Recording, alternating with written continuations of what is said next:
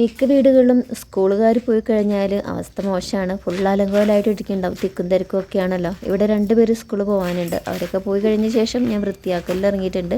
Living room ആദ്യം അടിച്ച് പെറുക്കി വൃത്തിയാക്കി വെച്ചു. സിറ്റ് ഔട്ടിലേക്ക് ചെന്നപ്പോൾ പത്രങ്ങൾ അവിടെ കിടക്കുന്നുണ്ട്. അതെല്ലാം എടുത്ത് വെച്ചു. ഇത് നല്ലൊരു കാലാവസ്ഥയാണ് കേട്ടോ. മഴയില്ല, വെയിലില്ലാത്തൊരവസ്ഥയാണ്.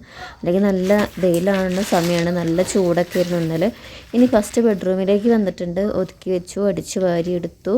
പിന്നെ കോണി റൂമൊക്കെ വൃത്തിയാക്കി. നല്ല പൊടിയുള്ളൊരു ഏരിയയാണ്. സ്റ്റെപ്പൊക്കെ വൃത്തിയാക്കി, ജനലൊക്കെ എന്നും അടിച്ച് തുടയ്ക്കാറുണ്ട്. അതിനുശേഷം രണ്ടാമത്തെ ബെഡ്റൂം ഞാൻ വൃത്തിയാക്കി വെച്ചു. ഇനി ഉള്ളത് അടുക്കളയാണ്.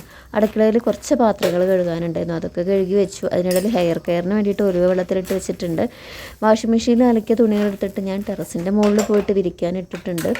ഇവിടെ സാധാരണ ദിവസങ്ങളിൽ ഈ സമയത്തൊന്നും ടെറസിൽ കയറിയാലും നല്ല പൊള്ളുന്ന ചൂടായിരിക്കും. ഇന്ന് ഒരു മാമായിട്ടുള്ളൊരു കാലാവസ്ഥയാണ്. അതിനുകൊണ്ട് ഞാൻ സമാധാനമായിട്ട് തുണിയൊക്കെ വിരിച്ചിട്ടുണ്ട്. എൻ്റെ വീട്ടിൽ അത്യാവശ്യം നല്ല കഞ്ഞോണിയുണ്ട്. കഞ്ഞോണിയും നമ്മുടെ ചെമ്പരത്തിയിലും കൂടിയാണ് ഞാൻ ഉലുവയുടെ കൂടെ അരച്ചിട്ടാണ് മുടിയിൽ തേക്കാറ്. നല്ല ബെനിഫിറ്റുള്ളൊരു കാര്യമാണ് കേട്ടോ അത്. അരച്ച ശേഷം ഞാൻ അതൊക്കെ തലയിലൊക്കെ തേച്ചു. കുളി കഴിഞ്ഞു. പിന്നെ ഭക്ഷണം കഴിക്കാനായിട്ടിരുന്നു. ഇന്നത്തെ ഭക്ഷണം എൻ്റെ വറുത്തരച്ച സാമ്പാറും ചെറുപയർ തോരനും അച്ചാറും തൈരും ഒക്കെ ആയിരുന്നു. അതിനുശേഷം ഒരാൾ സ്കൂളിൽ വന്നിട്ടുണ്ട്. മോനാണ് വന്നത്. ഇനി മോള് കൂടി വരാനുണ്ട്.